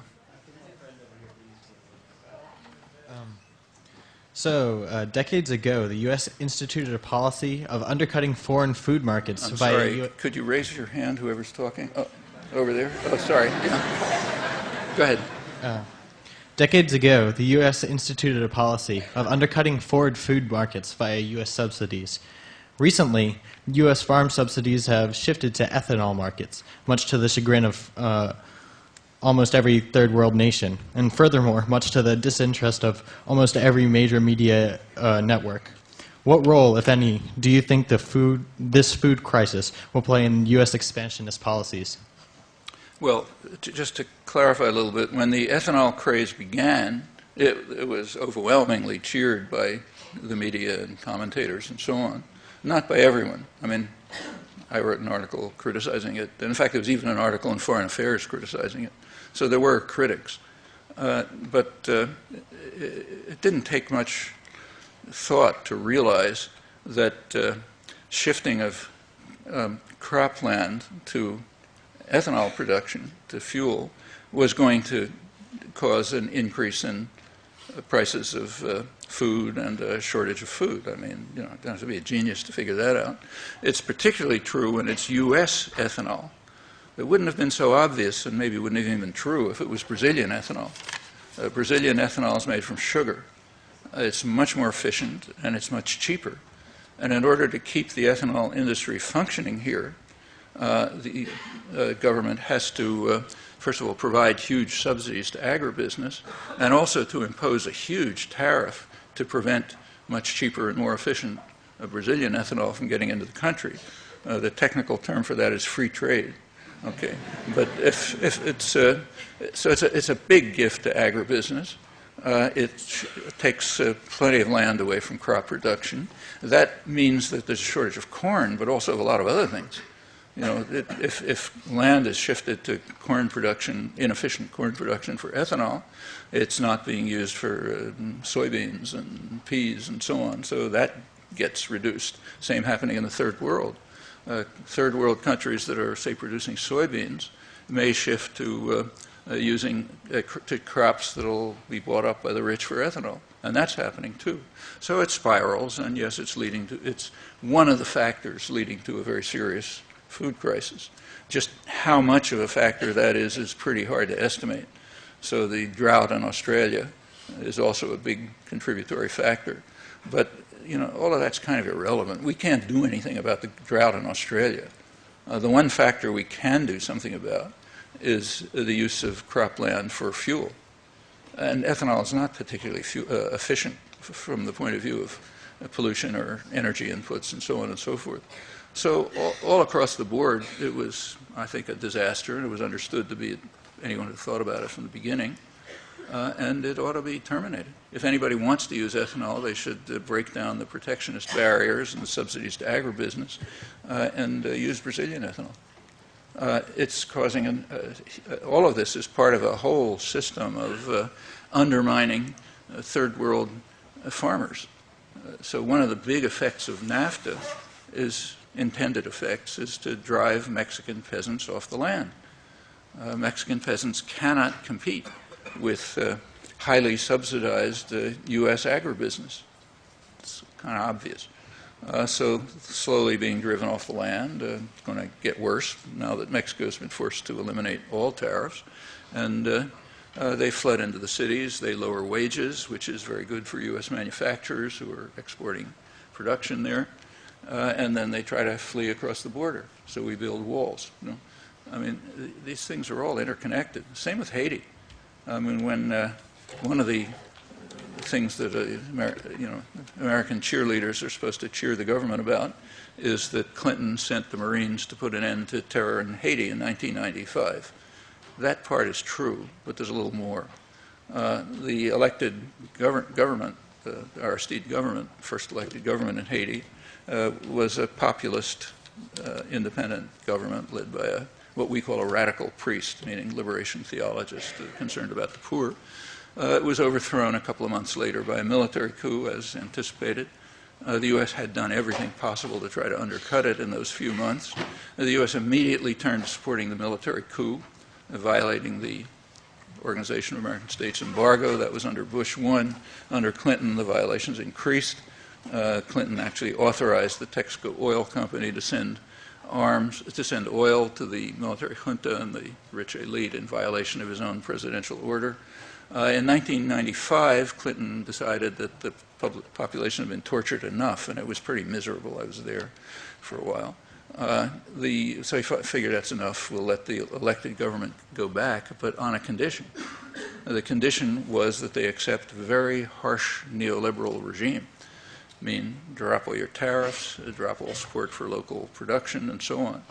Well, the outcome was completely predictable. I'm not saying it in retrospect. I and others wrote about it at the time.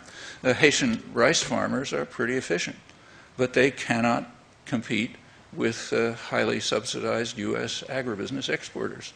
So now Haiti's short of food, and you're getting food riots. Yeah, predictably.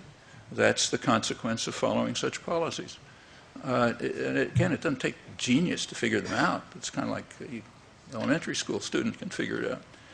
And this is happening in many places. So your point is very significant. There is a major food crisis, and we're not helping.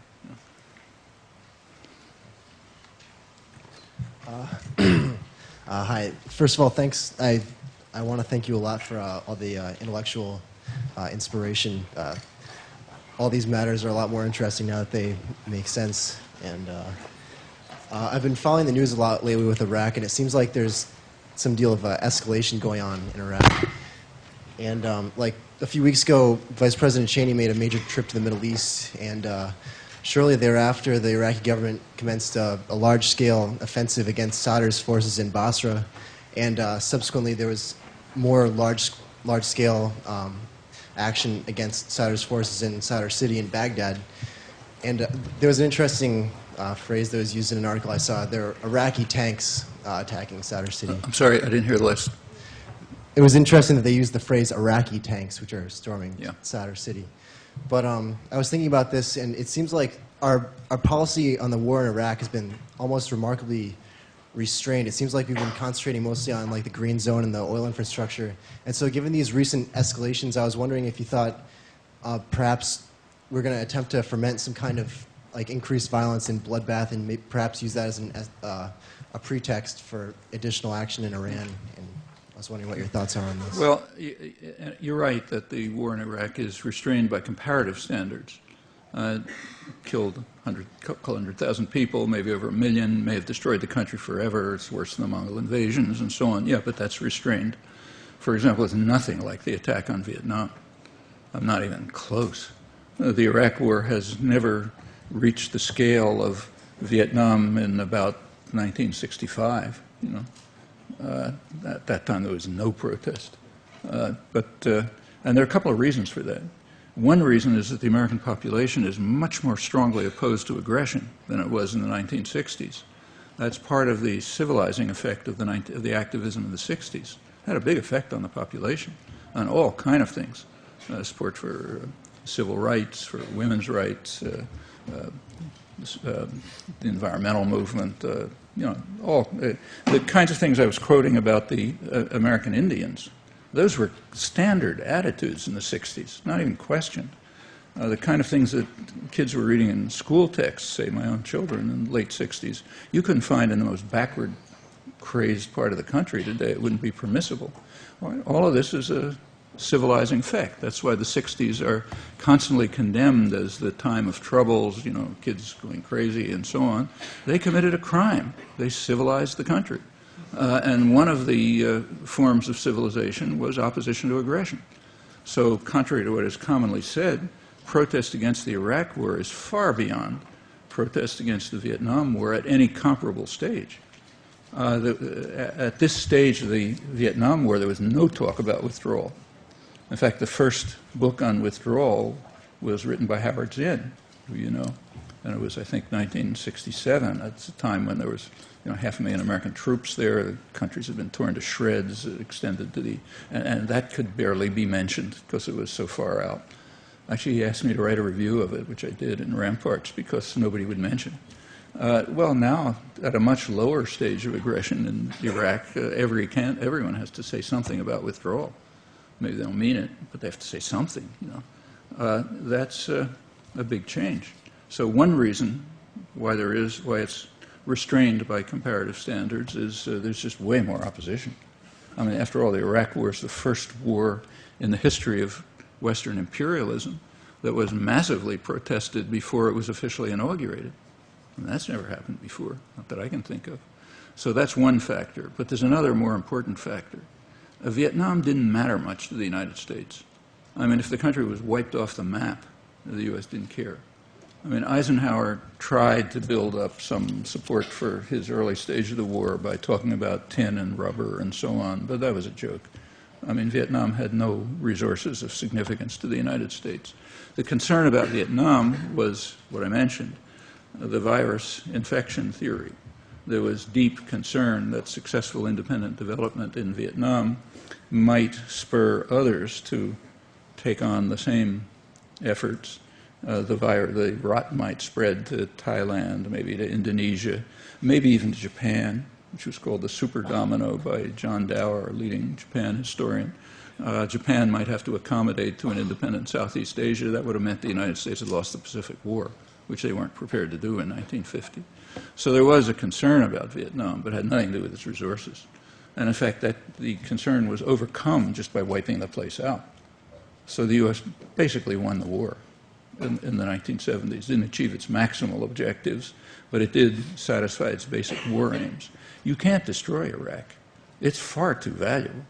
I mean, Iraq has probably the second largest energy resources in the world. They're very cheap and easily available. It's not like Alberta tar sands. You stick a pipe in the sand and the oil gushes out. And it's right at the heart of the major energy producing section of the world. That's a valuable asset, not like Vietnam. So yes, there's got to be a limit on the destructiveness. You can't destroy an asset that you want to maintain. And the U.S. does want to maintain it. Today it happens that I just took a look at the morning newspaper. Christian Science Monitor has a front page article on the opening of what's called the U.S. Embassy in Baghdad. I mean, the embassy is not like any embassy in the world. It's the size of the Vatican. It has 21 buildings. It's an entirely self-contained city inside the inside the protected area of Baghdad. I mean, they're not building that in order to tear it down. The major air bases that are being built around Iraq are huge facilities, and they are not being built with the intent of tearing them down. And they're supported by the Democrats. They fund them. And the idea, it clearly is to try to figure out some way to establish a client government which will be able to function, but much like the government in Chechnya functions. You know, they're Chechens, they have their own security forces. Or like, say, the Vichy government under the Nazis. It was a French government, French security forces, you know, French police, French officials, and so on. The Germans sort of hanging around in the background. Actually, it's pretty much the way the Russians ran most of Eastern Europe. It was Czech troops, Polish troops, and so on and so forth. So try to set up something like that, the traditional imperial structure, but making sure that it's a base for U.S. power and that the U.S. controls it. And we don't really have to debate this any longer because it's public. Not much of a fuss was made about it. In fact, I don't even think it was reported. But in November, last November, there was a declaration, an agreement by George Bush and what's called the Iraqi government, which is, a little enclave inside the green zone, never gets outside it, which we call the Iraqi government, the client government that follows our orders. So an agreement was made between them, which is interesting. It permits the U.S. to maintain effectively permanent military bases and operations inside Iraq. There's all kind of pretexts, but that's what it amounts to. And rather brazenly, to my surprise, it says that the Iraqi economy must be open to foreign investment, privileging U.S. investors. It's unusual to see such a brazen statement of crass imperialism. You know, the Iraqi economy means oil. Nobody cares about the asparagus they grow. So it must be open to foreign investment, unlike other countries which have controlled their own resources. And it must privilege U.S. investors. I mean, that's more extreme than the most extreme war critic ever said. And Bush underscored it in one of his many hundreds of signing statements a couple of months later in January, in which he said that he signed some legislation, but he said, I'm not going to live up to it.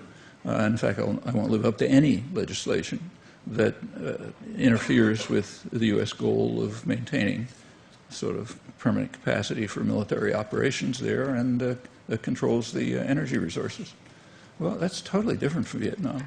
The U.S. didn't care. Once the country was destroyed, and Laos was destroyed, and Cambodia was destroyed, the U.S. didn't care very much what happened. Happy to pull out.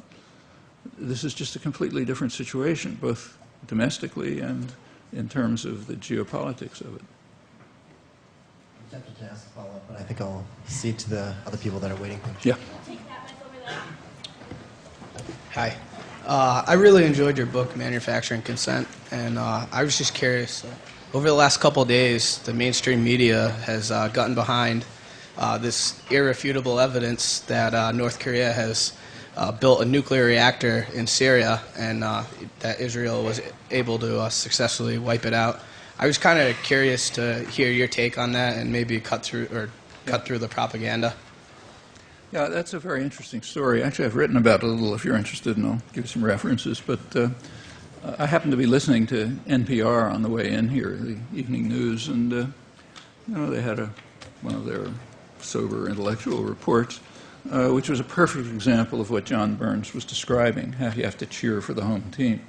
It described about half the story, It said that all of this is very interesting evidence that North Korea isn't living up to its obligations, and then there are the hawks who say we should, break up all discussion and attack them or something, and the doves who say maybe we should give them a little more time and so on. Well, yeah, it's probably true that North Korea isn't living up to all its obligations in its declaration, but it's also true that the United States is not living up to its obligations. In fact, in the rare reporting on this that you can occasionally find, the last report was that the original agreement was that Iraq would dismantle its nuclear facilities and produce a declaration of its nuclear activities, and the United States would join with the other 6 powers in providing Iraq with fuel, with other aid, and the U.S. would enter into normal diplomatic relations and remove them from the isolation of North Korea by taking them off the list of states that support terror and so on. Well, the U.S. has done none of that. Furthermore, there's a history of this. The same negotiations, same agreement, pretty much, was reached in September 2005. North Korea agreed to dismantle, to end all nuclear weapons-related operations, all nuclear operations, end them all verifiably, and the United States, in return, would enter into diplomatic relations, remove the threats to Korea, provide it with a light water reactor and a couple of other things, and end all threats. Okay, that would have ended the crisis. A couple of days later, the United States carried out what the 5 NATO generals now call an act of war against North Korea. They closed down North Korean financial operations, which happened to be in a small bank in Macau. It was probably a trial run for what they're now doing against Iran to see how it would work. Well, that's a very serious attack on a country, to isolate it from the international financial system, no exports, no imports, and so on and so forth. And it was almost certainly done in order to undercut the negotiations that had just been reached. And in fact, North Korea reacted as you'd expect, carried out a nuclear test, went on to develop missiles and so on. And that's been the history all the way back. Yeah, North Korea may have the worst government in the world, but they've been following a pretty pragmatic course on this. When the U.S. gets more aggressive, they get more aggressive. When the U.S. gets more conciliatory, they get more conciliatory. And it's been running steadily all the way through. So that's the other part of the story. And there's another part of the story that's even more significant.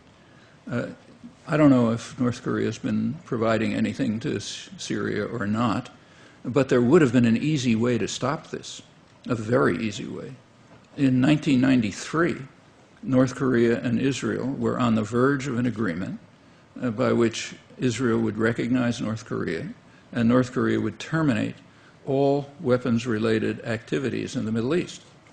Now, that would be very important for Israel's security, but the Clinton administration said no. They wouldn't let them do it. And when the Godfather speaks, you got to listen. So that agreement was never reached.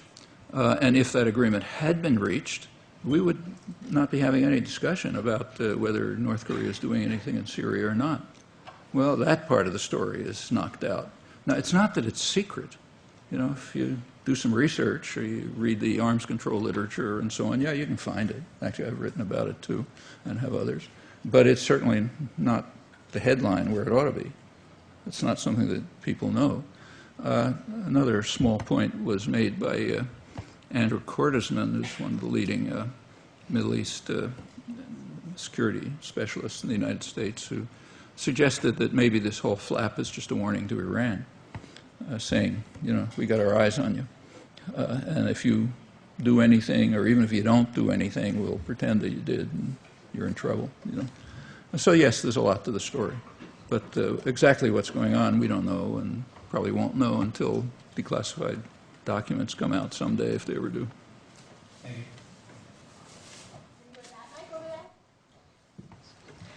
Hi, I've read your books and I think you're excellent. My question is, most people, we can sit here and have a discussion on the problems that we've had in the past in Panama or Guatemala and Cuba, and we can also talk about how, how we supported the Shah and we basically affected the Iranian Revolution. But the fact is that most people in America don't even know that at one point we supported Saddam Hussein.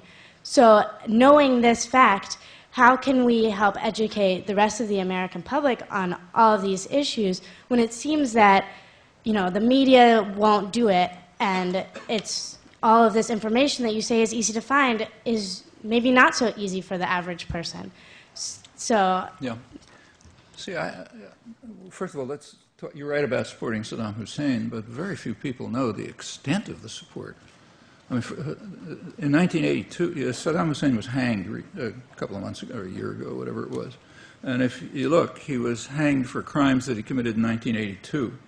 He was alleged to have ordered the killing of 150 or so people, which by his standards was like, you know, toothpick on a mountain. But that's what he was judged for. But it was kind of interesting to see the commentary on it. Something else happened in 1982. In 1982, the Reagan administration removed Iraq from the list of states supporting terror, which is a name for the list of states we want to go after.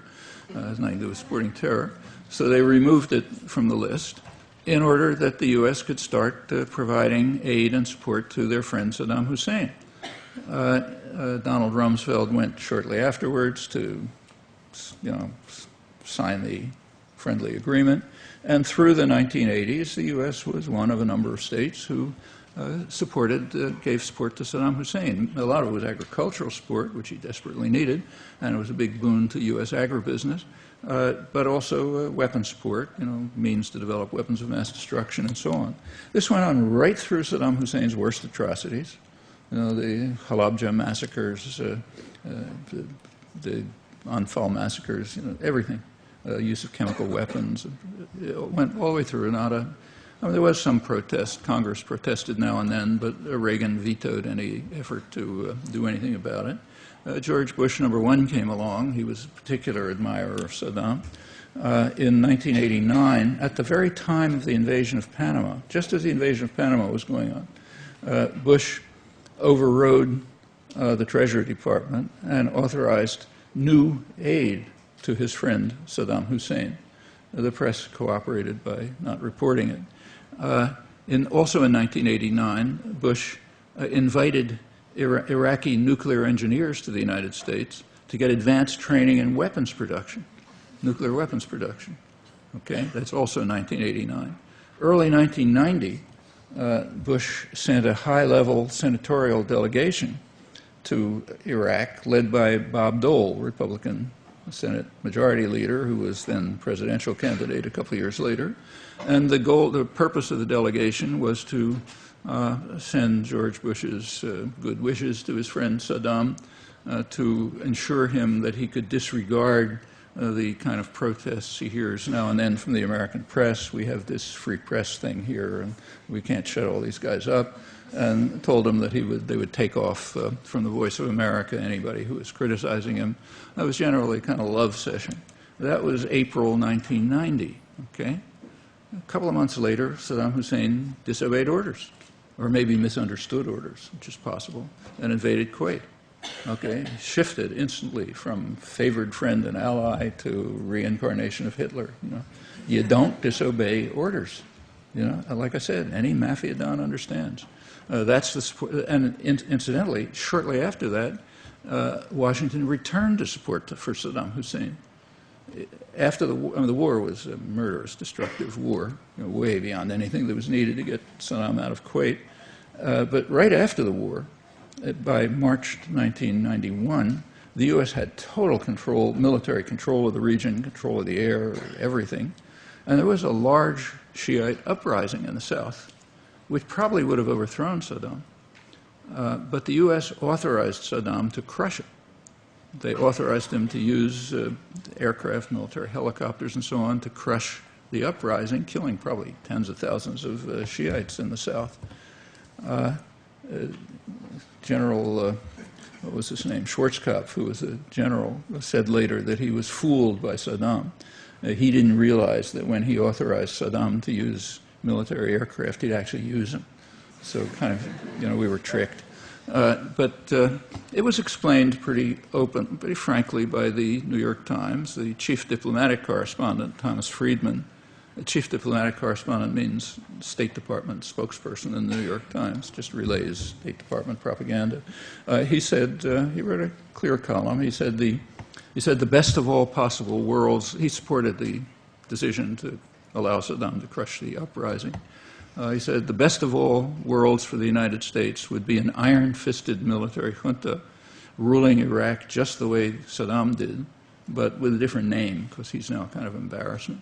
And so we have to settle for second best, Saddam himself. The Middle East correspondent for the New York Times, who's still their top Middle East correspondent, Alan Cowell, he said, well, it's kind of unpleasant watching all these people get massacred. He said, but there's a consensus among the United States and its allies, namely Britain and Saudi Arabia, that the best hope for stability in Iraq is Saddam Hussein, not the people who are trying to overthrow him. Okay, so therefore we have to let Saddam crush the uprising that might have overthrown him. The stability is a technical term. It means following U.S. orders.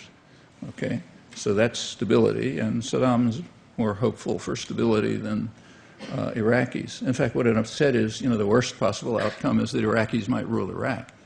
We're not going to allow that. Independent nationalism is not to be accepted. That's why Muqtada al-Sadr is a renegade and so on. And in fact, through the 90s, it's the same story. If you look at the main effect of the sanctions, Clinton's sanctions, they were murderous and destructive, but they strengthened Saddam Hussein. They undermined opposition to him. They compelled the population to rely on him for survival, which is probably the reason he wasn't overthrown. Otherwise, he probably would have had the same fate as Ceausescu and Suharto and Mobutu and a whole bunch of gangsters, not very different from him, who the U.S. supported until the end. But in fact, that's exactly what was said by Dennis Halliday and Hans von Sponeck, the two directors of the Oil for Food program, who, as I said, knew more about Iraq than certainly any Westerner. So maybe so, but it's crucial that Iraqis not rule Iraq. Yes, there was support. Now, how do we get any of this stuff to the American people? Well, how do you get anything else to the population?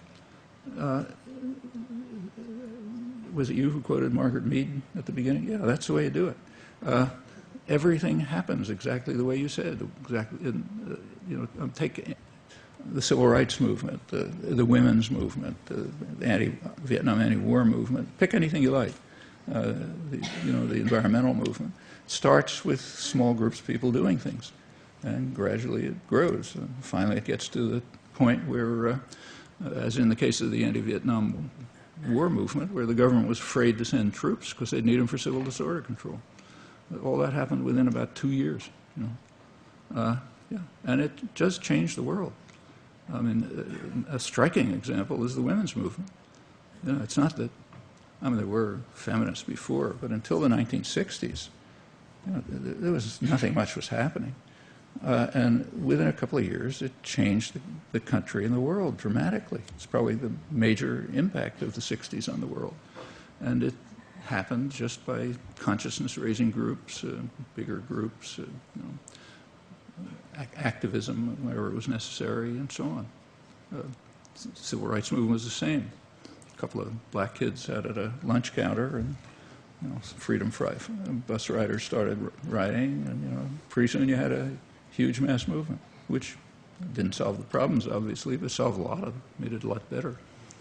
All right, we only have time for one more question. Earlier you mentioned Latin America and the U.S. Preference for police states. And I think we see those police states crumbling. Preference for what? I didn't catch. Police states. Police states. In Latin America. And those states are crumbling. Most recently, there was the election in Paraguay. And while we never heard anything about the generations of rulers in Paraguay, this weekend there was a significant election. We find Correa in Ecuador, who is saying that U.S. military bases have no place in Ecuador. Venezuela, a revolution with resources, a rich revolution. Evo Morales in Bolivia right now, as you know, is being threatened, and that there is a worldwide appeal to cease the hostilities. Anyway, my question is, how do you see Latin America moving forward on its leftist path, or just on its own path, and defying the U.S.? This is one of the most important things happening in the world, I think. It's not Latin America, unfortunately, it's South America. Central America was so devastated by Reaganite terror, it may never recover. So they're not part of this much. I mean, a little, but not much. But South America is undergoing a really dramatic change. I mean, it's the first time since the Spanish invasions that the countries of South America are beginning to face two fundamental problems, which have turned them into like a horror story. You know, some of the worst poverty and misery in the world, in a region with enormous resources and a lot of potential. You know, it's not like you know, it's not a desert somewhere. The two problems are both problems of sort of disintegration. One of them internal to each society, another among all the societies.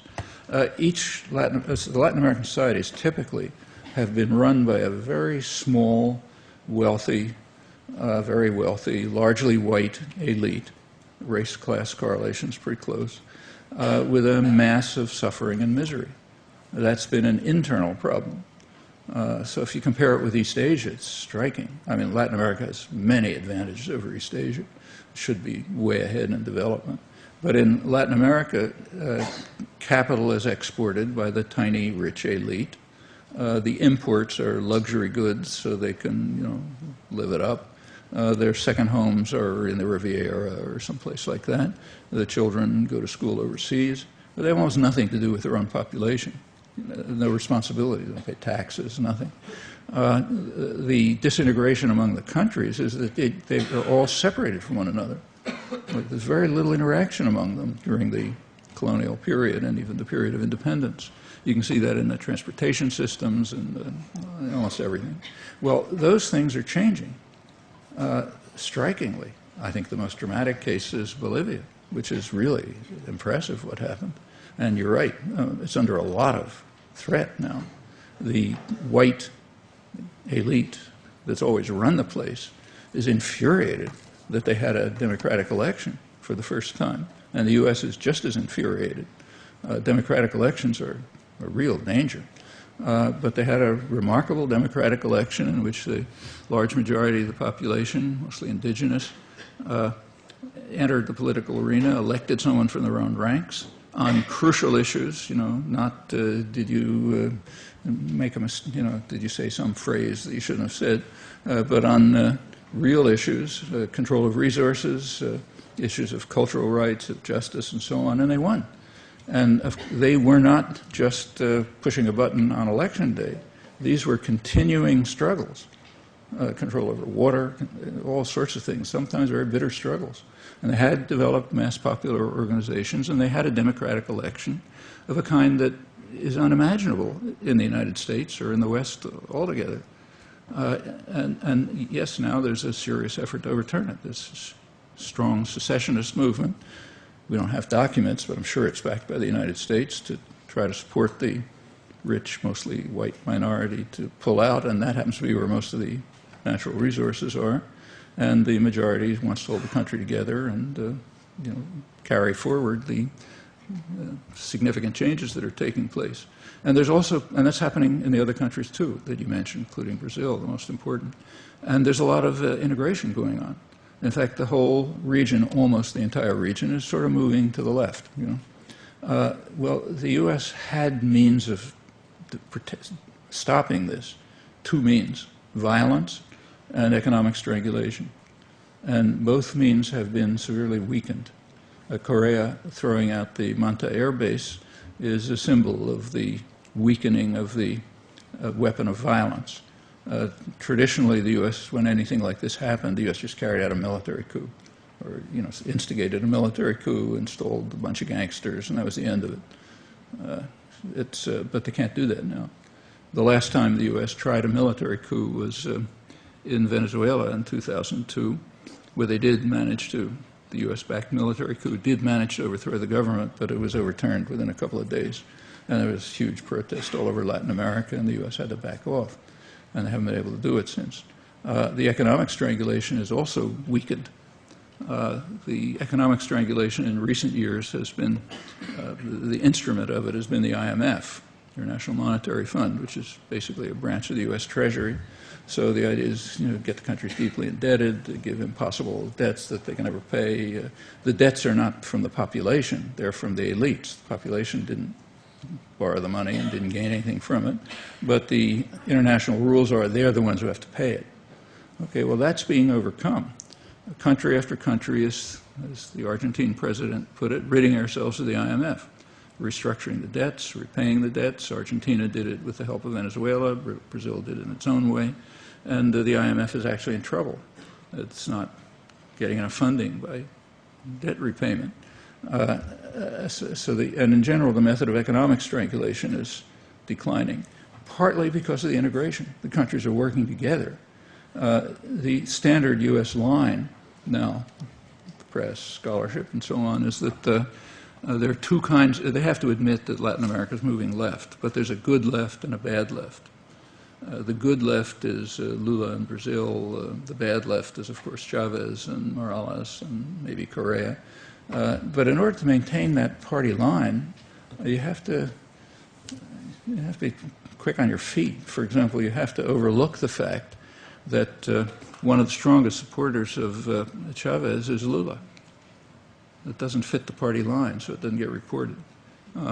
After Lula in Brazil, after he was reelected, his first act practically was to fly to Caracas to support Chavez in his electoral campaign and to dedicate a joint Venezuelan Brazilian project. There's now more projects developing. Shortly after that, there was a very important meeting of the Latin American presidents in Cochabamba in Bolivia, very important place. That's where the Bolivian Revolution took off. That's where peasants began protesting the World Bank U.S. programs to privatize water, which means water's out of, people can't drink because they can't pay the costs. So they they succeeded in throwing out the Bechtel Corporation and blocking the efforts. It wasn't easy. A lot of people got killed. That's Cochabamba. It's a real symbol. So that's where the Latin American presidents met. It was December 2006. And they made interesting plans, joint plans for a European Union type integration, and they're actually taking steps towards it. And the U.S. just doesn't have much that it can do about it. It's lost its main weapons. Now, there are plenty of internal problems to overcome, so it's not going to be an easy path. But this is the first time they're being seriously faced, and with the participation of substantial mass popular movements. That's the basis for democracy. It's one of the reasons why we don't have a functioning democracy. We don't have mass popular movements. So therefore, popular opinion can be mostly disregarded as it is. But they're overcoming that. It's a real model to look for. The U.S. is by no means giving up. You may have read in the paper a couple of days ago that training of military officers is being shifted from the State Department to the Pentagon. That's been going on for some time now, in fact, but they finally reported it. That's quite significant. Training within the State Department is at least theoretically under congressional supervision, meaning that there are human rights conditionalities and so on. And once it moves into the Pentagon, it's just a black hole. They can do anything they want. Nobody ever looks. Training in torture, or whatever you do. It's a weak control, but it's something. Furthermore, training of Latin American officers is shot way up. The U.S. is trying very hard to recreate a Latin American officer corps that will be able to follow its orders. I think it's now higher than it's ever been through the Cold War years. And the purposes are explicit. The training is designed to combat what's called radical populism. Well, in the Latin American context, radical populism means human rights activists, union leaders, priests organizing peasants, anybody who gets in the way. And that's the explicit goal of the training of officers. And training of officers just doesn't mean just teaching them. It means providing them with technology and weapons and connections and so on. So the U.S. is certainly trying to recreate the weapon of violence and also the economic weapons, but it's not as easy as it was. For one thing, there's much more protest here, which is a good thing. For another thing, the whole world has become more diverse. So the exporters in Latin America can now turn to China for markets, and China's investing. There are also South-South relations developing. So Brazil, South Africa, and India now have relations.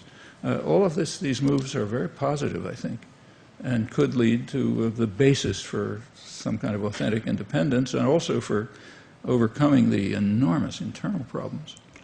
So these are all very hopeful signs, I think.